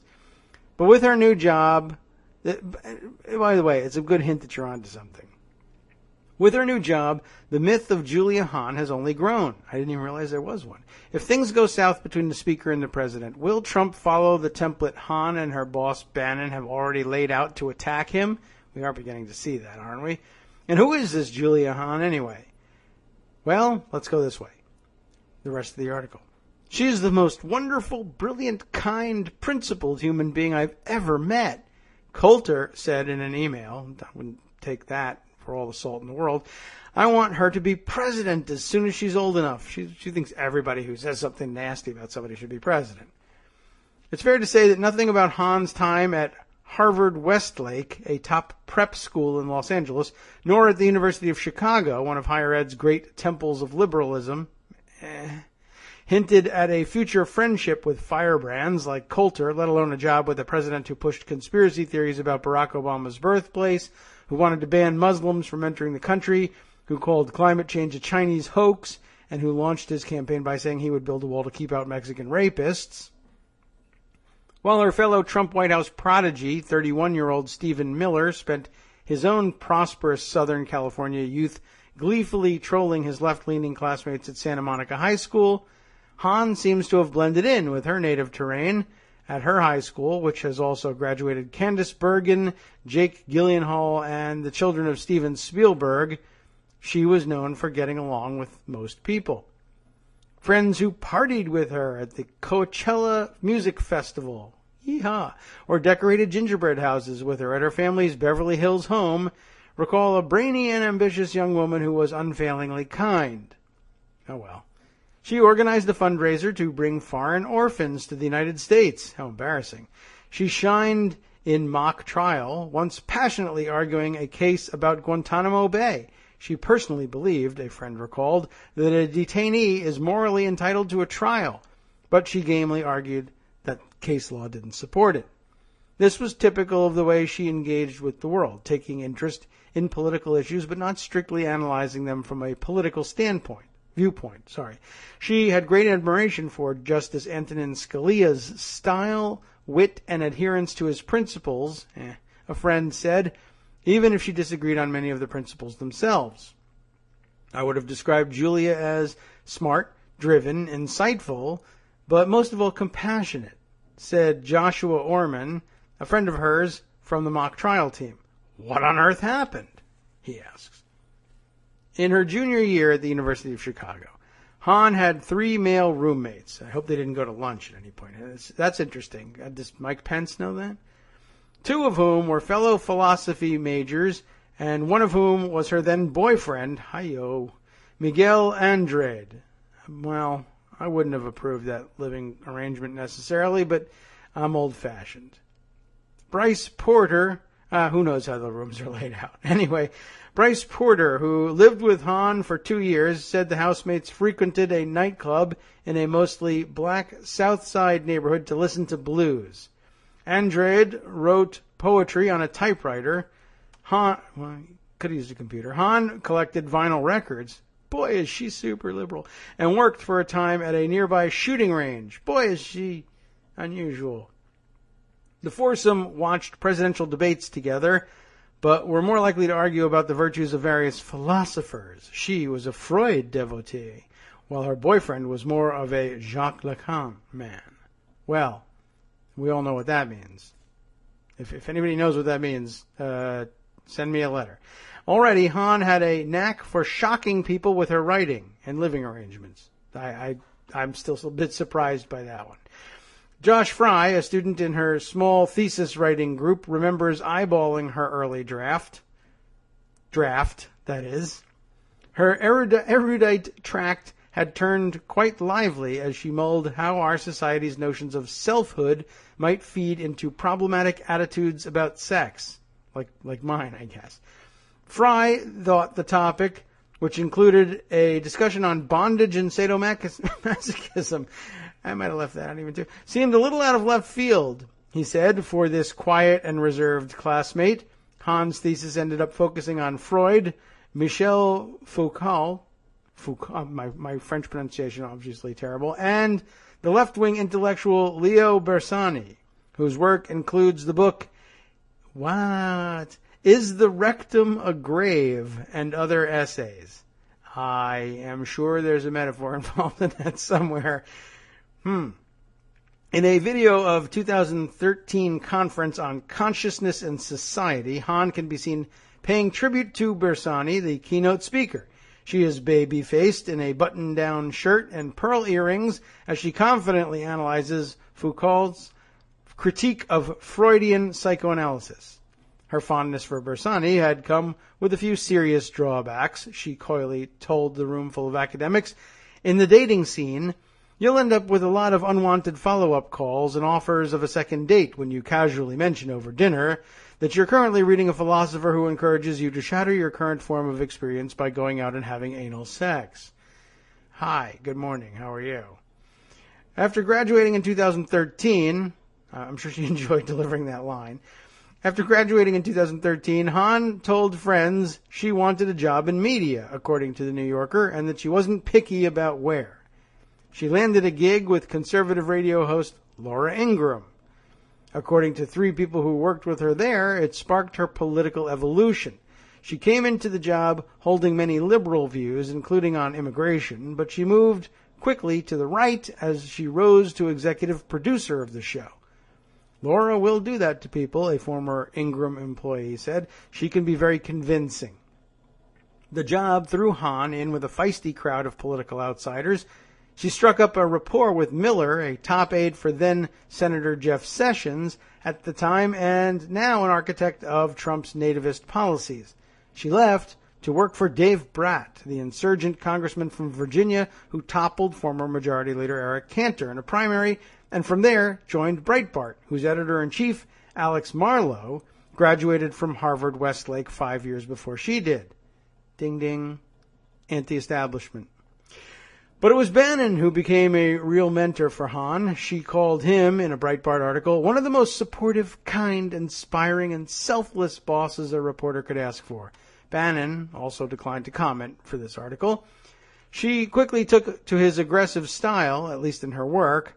One of her first targets was Senator Marco Rubio, whom she accused of being anti-cop and pro-illegal immigration. For weeks, she wrote stories declaring that this Republican golden boy from Florida was a liberal in sheep's clothing, and anyone who supported him might land in her crosshairs. We mostly just ignored her, said Rubio's former presidential campaign spokesman, Alex Conant.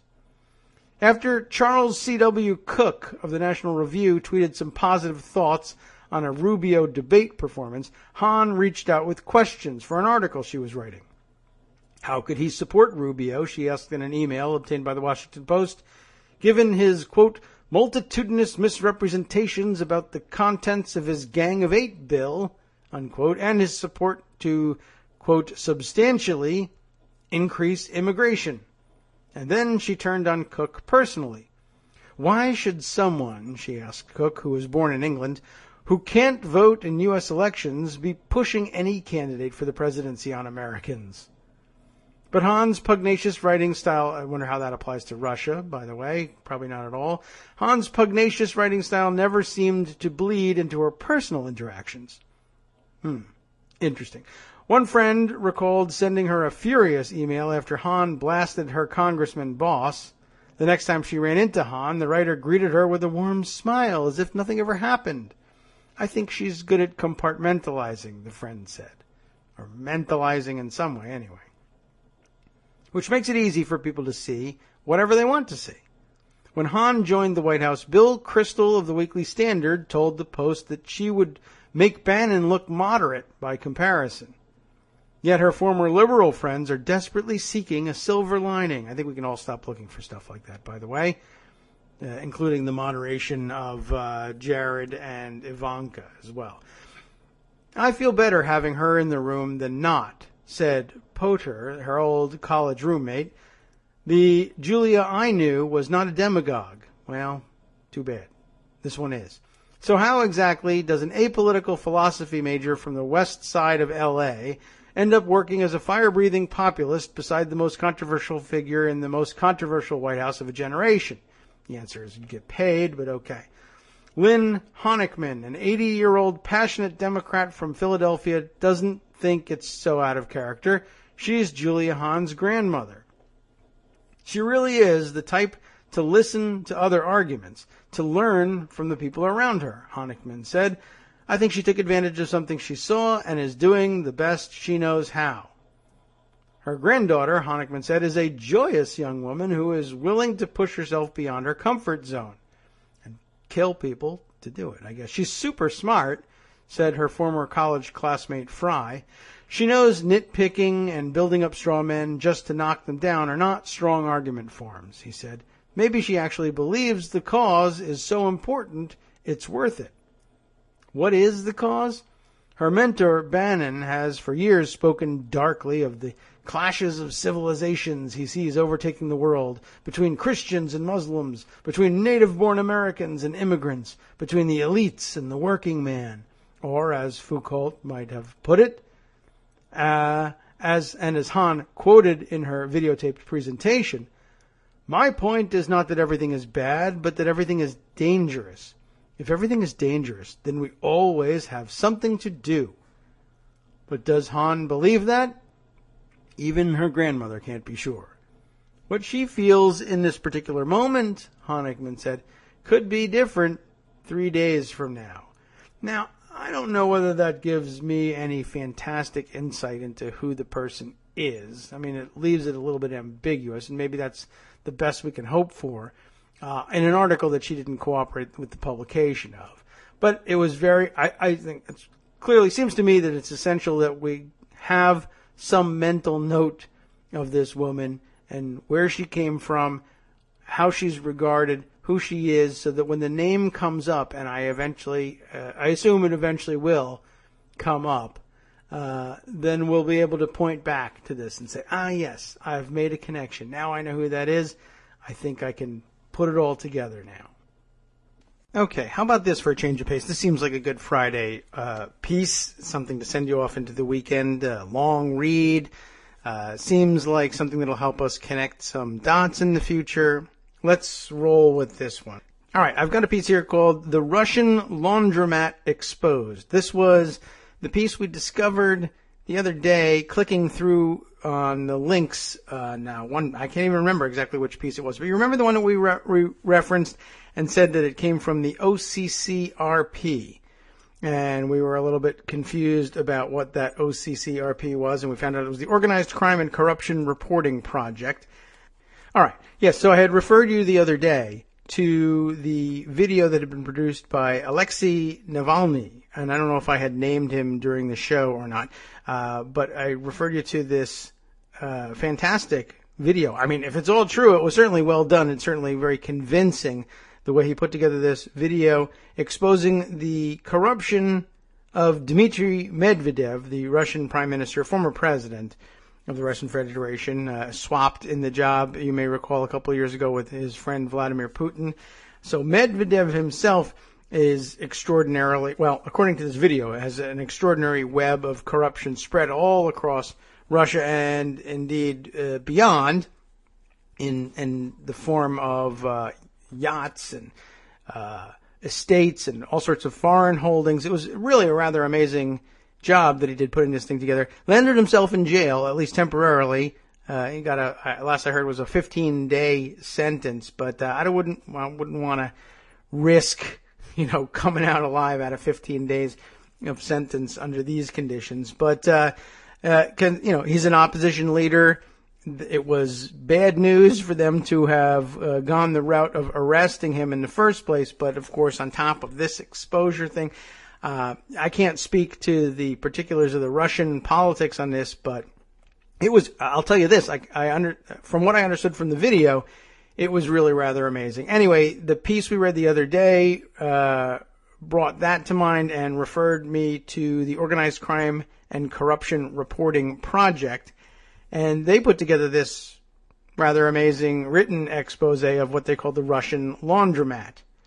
And let's dive right in.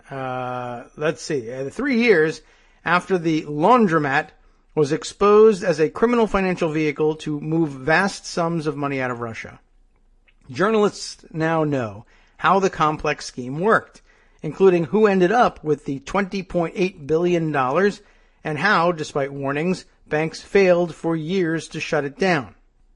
At this point, let me refer back to the article. It's been a couple of days since we read it, and I should probably bring up, this was it. It was Black Cash and Black Ops, I believe, that we were looking at. That was at Radio Free Liberty and Radio Free Europe and Radio Liberty. It would be rather redundant, Radio Free Liberty, but we might as well have that in there. Radio Free Freedom. That's what we should have called this show, Radio Free Freedom. I can't believe we missed out on that opportunity. But yeah, this was the one from Brian Whitmore, the Power Vertical blog over at Radio Free Europe and Radio Liberty, that had referenced us to this OCCRP piece.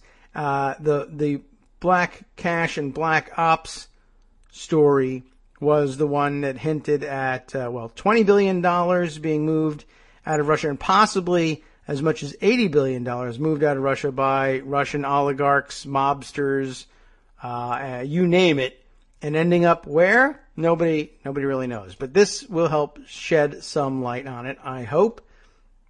The Organized Crime and Corruption Reporting Project, OCCRP, broke the story of the laundromat in 2014. I didn't notice. Did you notice? We were too wrapped up in our own thing here. But recently, the reporters from OCCRP and Novaya Gazeta in Moscow obtained a wealth of bank records, which they then opened to investigative reporters in 32 countries. That's a good idea. Their combined research, for the first time, paints a fuller picture of how billions moved from Russia into and through the 112 bank accounts that comprise the system in Eastern Europe, and then into banks around the world. Even without the corruption aspect of it, the drain of financial resources from Russia by itself is worth a look. But of course, you can't drain that much in the way of resources from any place without corruption to boot. But even if it had somehow legally moved out, it just seems like a disaster in the making. Anyway, reporters can now say that much of the money ultimately found its way to Russian businessmen who own groups of companies involved in construction, engineering, information technology, and banking. All held hundreds of millions of U.S. dollars in state contracts, either with the government directly or with state-owned entities.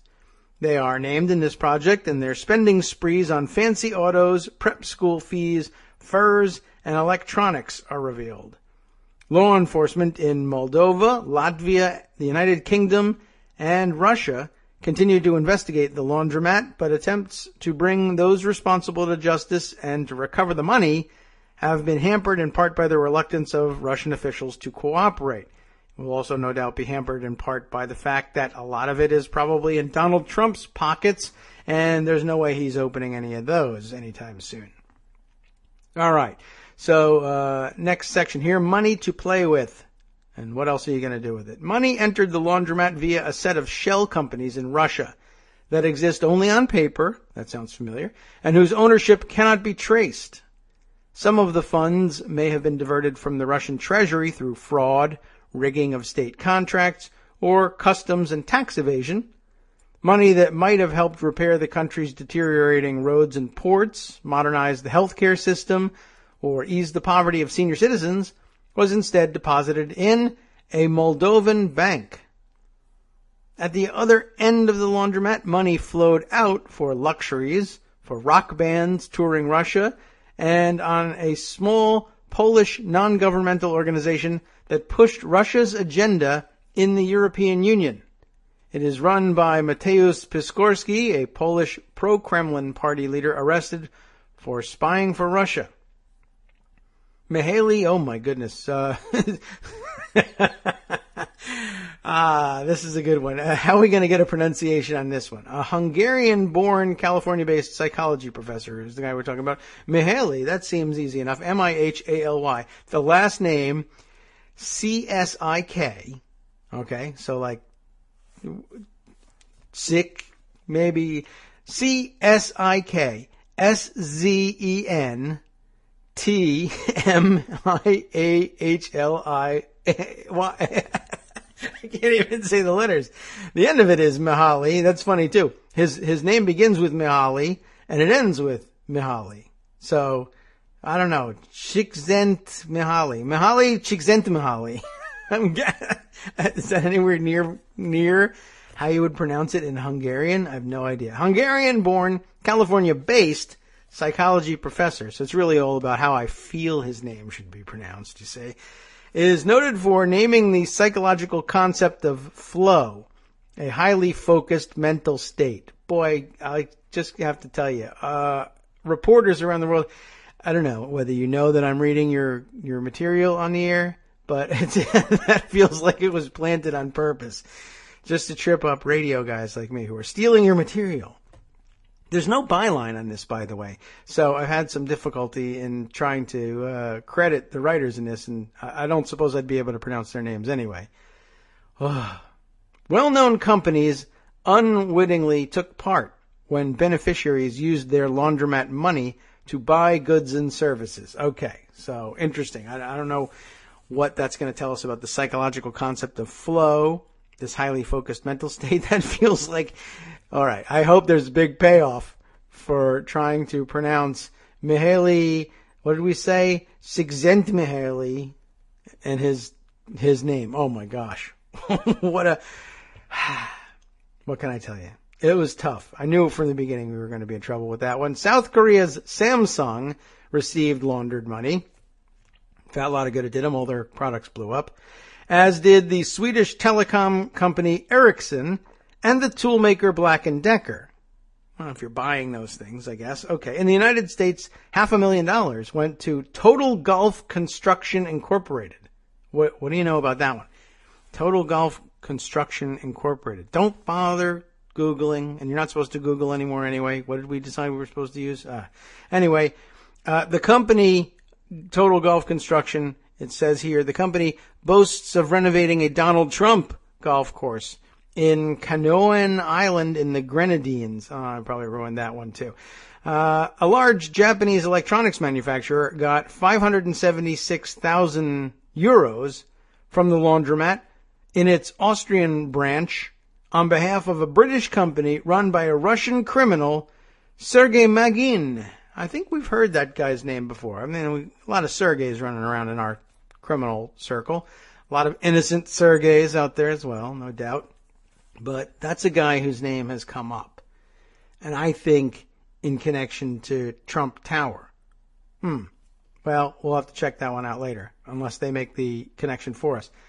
A worldwide maze of payments is up next, and there's a fantastic graphic here illustrating where these banks were located and how the money moved, but the verbal description is what we'll have to stick with here until you get a chance to look this graphic up yourself later on. The laundromat, it says, was ingenious.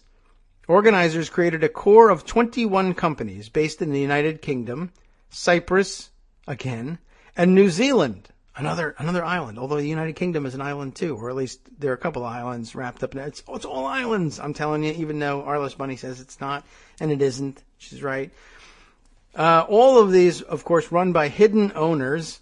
A number of Russian companies then used these other companies to move their money out of Russia. You can't just put it in a suitcase and take it with you, I guess. To get the money out, the scheme's organizers devised a clever misdirection. They created a fake debt among some of these core shell companies, and they got a Moldovan judge to order the Russian company seeking to launder funds to pay that debt to a court-controlled account. And a big, long compound name here, Moldinkon Bank, like Moldova, Indcon, like industry and con something or other. Hopefully not just con. That would be a bad name to put inside of a bank, but Moldindcon Bank in Moldova held these accounts. The companies involved in the fake debt also had accounts at the same bank.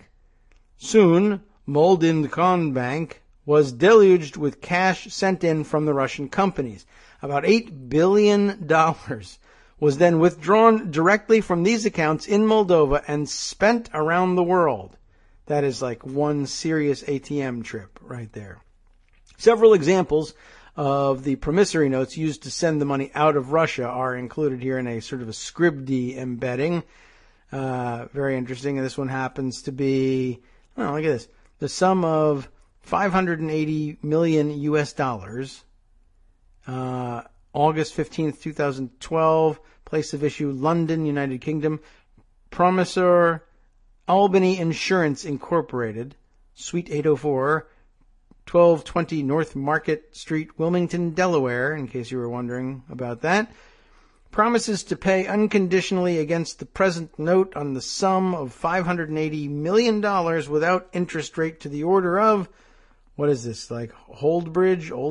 I can't tell whether it's a bad copy, but Old Bridge Trading Company Limited based in London, etc., etc. Now, how do you make it look like routine business in Russia and Moldova, a promissory note like this? I don't know.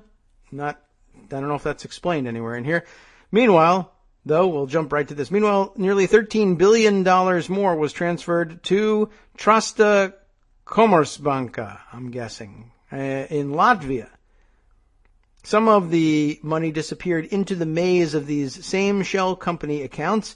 Trasta Komercbanka's location in the European Union made the transactions less likely to be questioned by other banks. I guess other banks in the West, anyway. The money was now considered clean European money that could be spent on anything the Russians wanted. The system worked well enough to launder some $20.8 billion, which can be seen in a database showing who received the money. And that database, or at least a part of it, is included herein. You can take a look at it when we show you the links.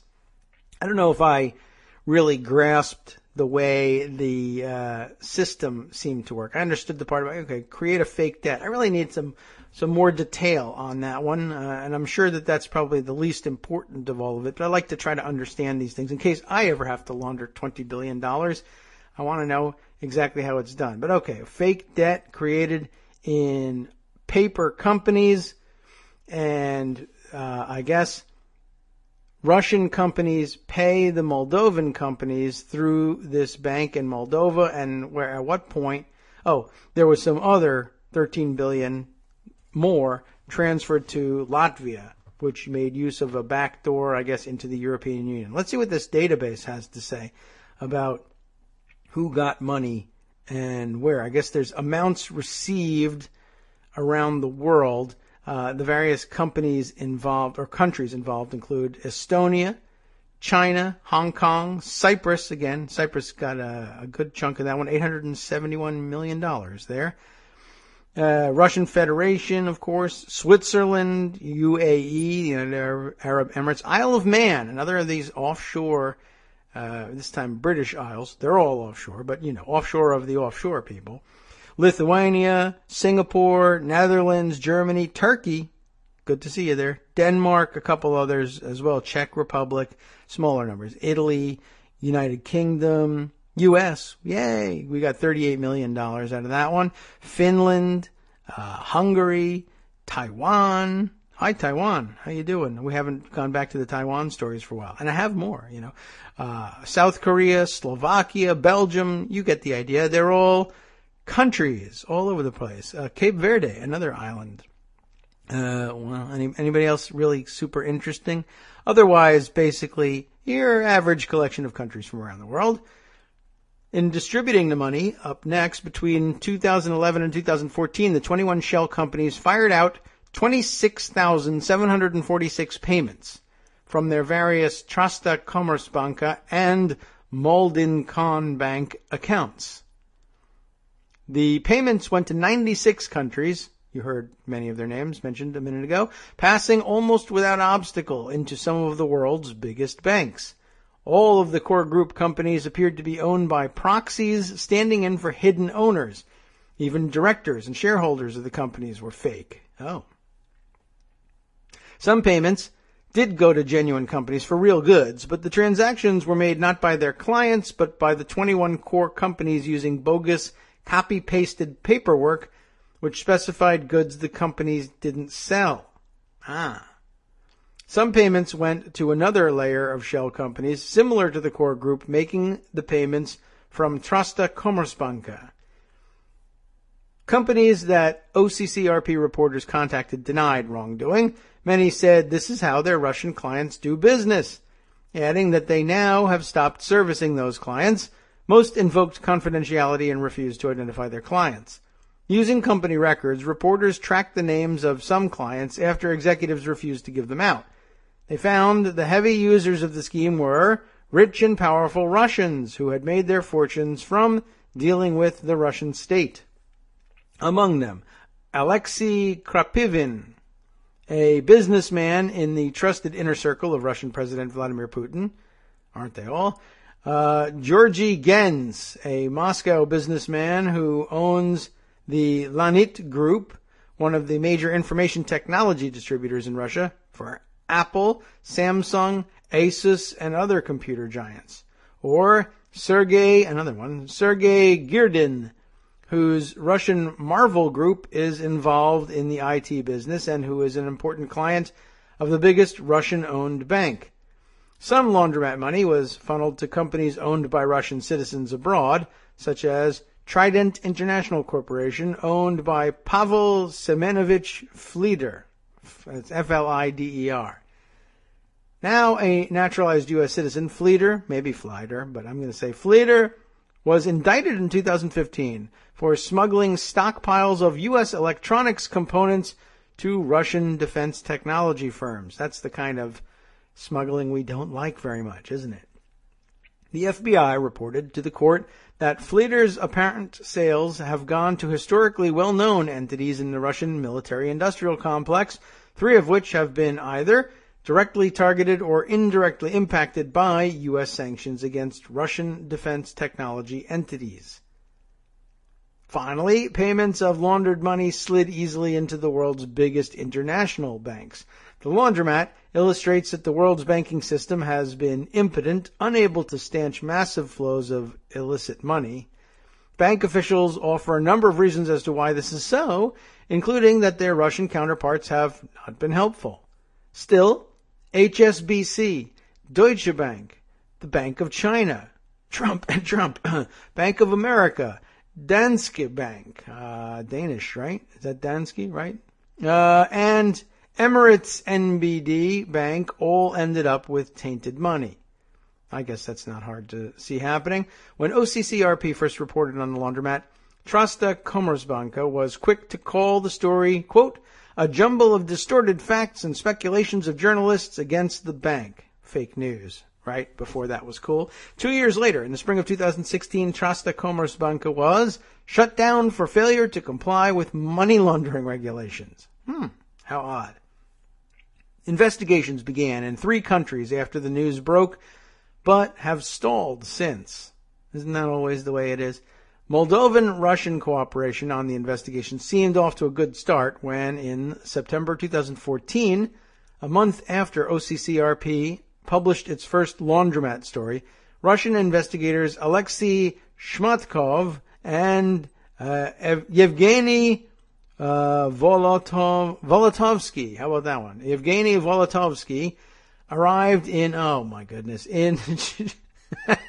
Chisinau to meet their Moldovan counterparts. Now, at this point, I might as well pause for a second. I know that there's pronunciation guides out there on the web, and I feel like if we rely on some of them, we can get this. Is this the Moldovan city name? Here we go. How to pronounce this thing? We'll just outsource it to the to the Google.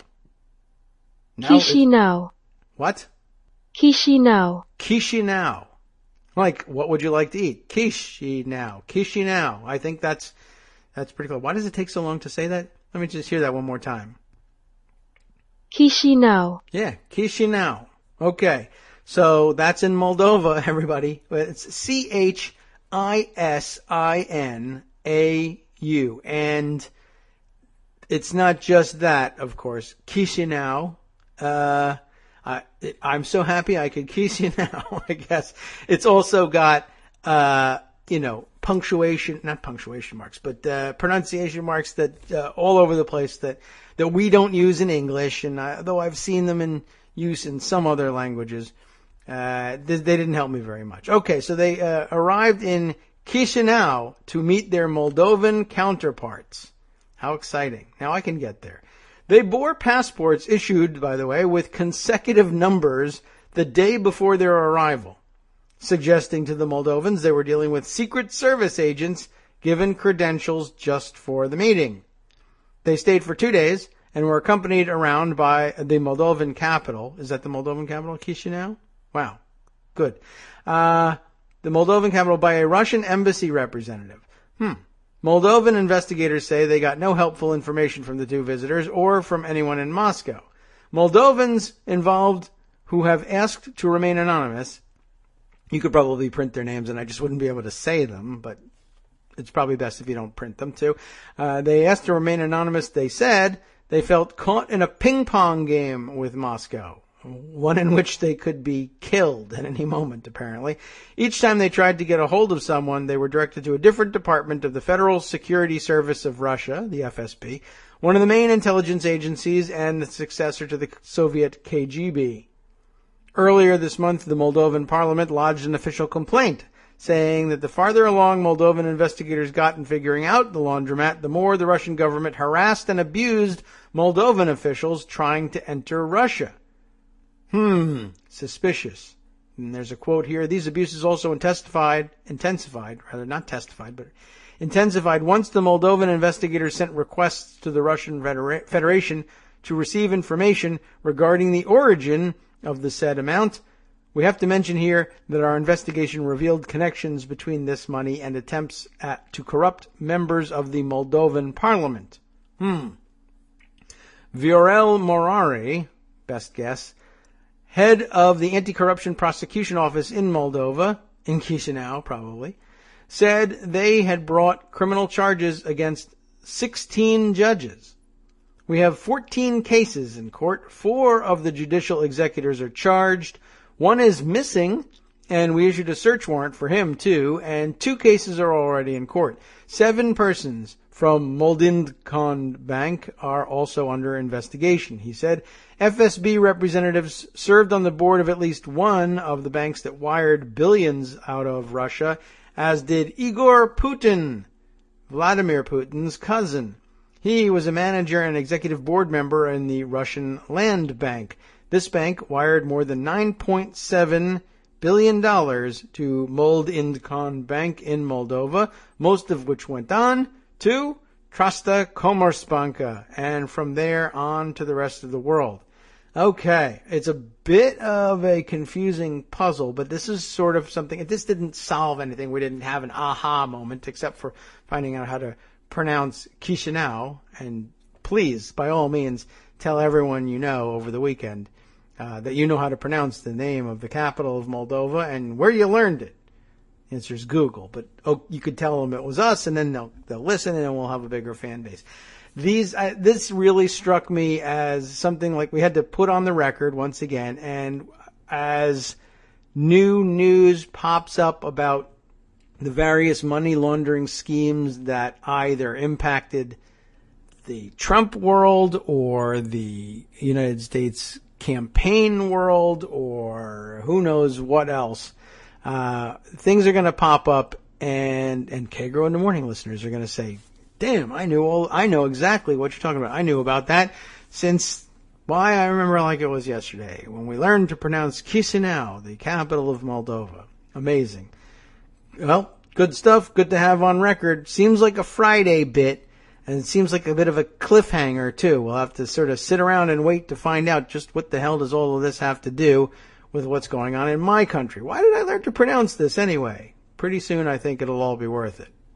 All right, and in the closing minutes of what we've put together in today's show, I just want to try to squeeze in one more story. I don't know if I can make it all the way through.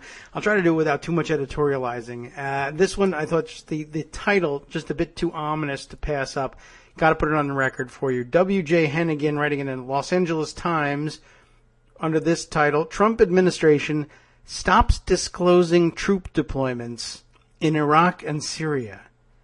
This is troubling. Even as the U.S. military, he writes, takes on a greater role in the warfare in Iraq and Syria, the Trump administration has stopped disclosing significant information about the size and nature of the U.S. commitment, including the number of U.S. troops deployed in either country. Earlier this month, the Pentagon quietly dispatched 400 Marines to northern Syria to operate artillery in support of Syrian militias that are cooperating in the fight against Islamic State, according to U.S. officials. That was the first use of U.S. Marines in that country since its long civil war began. In Iraq, nearly 300 Army paratroopers were deployed recently to help the Iraqi military in their 6-month assault on the city of Mosul, according to U.S. officials. Neither of those deployments was announced once they had been made, a departure from the practice of the Obama administration, which announced nearly all conventional force deployments. The decision appears to be making good on Trump's promise as a candidate to insist on more of an element of surprise in battle tactics. In order to maintain tactical surprise, ensure operational security, and force protection, the coalition will not routinely announce or confirm information about the capabilities, force numbers, locations, or movements of forces in or out of Iraq and Syria, said Eric Pahan, a Pentagon spokesman. That move deprives the public of information it has a right to know about the wars in which the U.S. is engaging, said Ned Price, National Security Council spokesman under Obama. The position of the Obama administration was that the American people had a right to know if servicemen and women were in harm's way, he said. It's truly shocking that the current administration furtively deploys troops without public debate or describing their larger strategy. In addition to the number of troops being larger, American forces are now nearer to the front lines in both Iraq and Syria than they have been since the war against Islamic State began nearly 3 years ago. The deployment of Marines to Syria was confirmed for the first time publicly this week by General Joseph Votel, or perhaps Votel, V-O-T-E-L, the top commander in the Middle East, in response to a question at a congressional hearing from a member of the House Armed Services Committee who asked whether there were additional Americans inside the country. They have deployed, Votel said, adding that there were likely more troops headed for deployment. Under the Obama administration, Pentagon policy was to announce conventional deployments after they occurred. That administration even took the unusual step of revealing in 2015 that 200 special operations forces, whose missions are often classified, had been sent to Syria. Now that's changed, according to Pentagon officials. The coalition's commander's intent is that ISIS be the first to know about any additional capabilities the coalition or our partner forces may present them on the battlefield, Pahan said, using an acronym for Islamic State. I think we all know what ISIS is. Thanks very much. It's interesting. Well, it's a weird twist on it, isn't it? I guess they are the first to know, and I could see how they would think that's a good thing, but it's a little odd to put it that way. I mean, maybe it's a backhanded thing he's doing here. Even when news of a deployment leaks, officials will confirm only the broad description of the unit size being deployed, such as a brigade, which can be between 3,200 and 4,000 troops. The military does reveal what's been dubbed a force management level, the number of full-time troops deployed, which is currently about 5,200 in Iraq and 500 in Syria.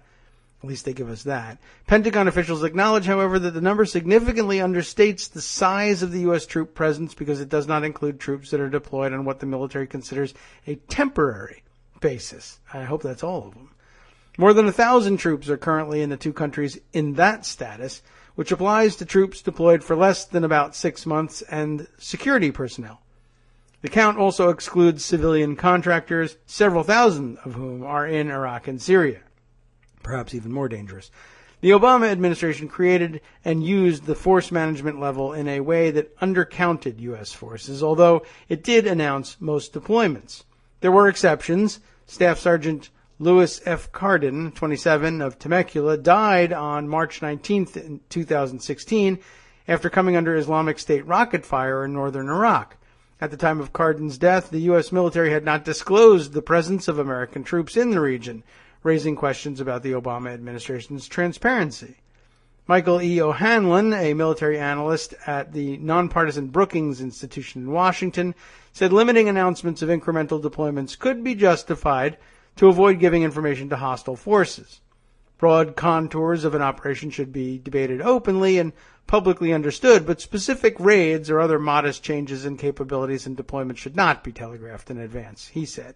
But officials of previous administrations said that approach limits debate over military policy. Syria is a complicated environment, so if you're sending Americans in harm's way over there, people need to know what the overarching goal is, said Lawrence Korb, a former Assistant Secretary of Defense under President Reagan and current fellow at the Center for American Progress Action Fund, interestingly enough. It's important to have a public debate, he said. Congress must have a role in deciding what happens next. Otherwise, this is a slippery slope. Congress has not debated the additional deployments, and the Trump administration has yet to explain what its longer-term policy is for Iraq or Syria. In the absence of a specific authorization for the use of troops in those two countries, the Pentagon for years has been relying on legal authority granted by Congress in the 2001 authorization for the use of military force, of course, to combat al-Qaeda and its affiliates. That authorization predated the existence of the Islamic State by more than a decade. Defense Secretary James Mattis told Congress last week that he favored a more specific authorization. I think it would be a statement of the American people's resolve if you did so, he said. Some members of Congress have raised concerns about the deployments.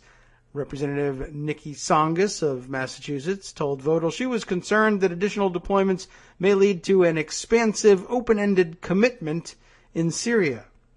Bob Corker, Senator of Tennessee, chairman of the Foreign Relations Committee, said Thursday that a new use of force authorization could be up for debate once the White House settles on its strategy for combating the Islamic State. That might be a good time to bring that up. They're developing an ISIS strategy. They sent one to the president a month ago. He hasn't accepted it. When they finish that, I guess that was the 30-day thing they had, right? When they finish that, we plan to have hearings on all of the issues, Corker said. My guess is that after that, we may in fact try to do an AUMF, he said, referring to the authorization for the use of military force. Let's see, Tom Tillis weighs in on this one and says the appetite in Congress has grown for taking a fresh look at the issue. The world's changed a little bit. The nature of the threats changed too. That would be an important step, said Senator Tom Udall of New Mexico. I do not think it's right for the U.S. military to become involved in the Syrian civil war based on the 9/11 AUMF, he said. I voted for that as a House member. I never imagined that vote being used to justify U.S. ground troops in Syria in the year 2017. And I don't think anyone else who voted in favor of it did either. And I think he's probably right on that score. They've got a lot of work ahead of them, of course, and depending on how they handle the upcoming events of early next week, including the Gorsuch nomination, might be interesting to see how long they can hold an AUMF off of the floor and whether they really want to or not. I don't know how they're going to sort this one out, but this is, I think, a bad omen for the way things are going, as if there haven't been enough of them in the Trump administration already. Wow, just one more to worry about. From Daily Kos Radio on networksradio.com. You have been listening to the Kagro in the Morning Show with David Waldman. Well, thanks for listening to our pre-recorded message here for you today. I know it's run about 2 hours long, longer than most phone messages do, but I thank you for hanging in there. Do stay tuned for the after show coming up next to bring you all the live updates on all the administration members who've been arrested since the time I went to sleep. We'll see you next week.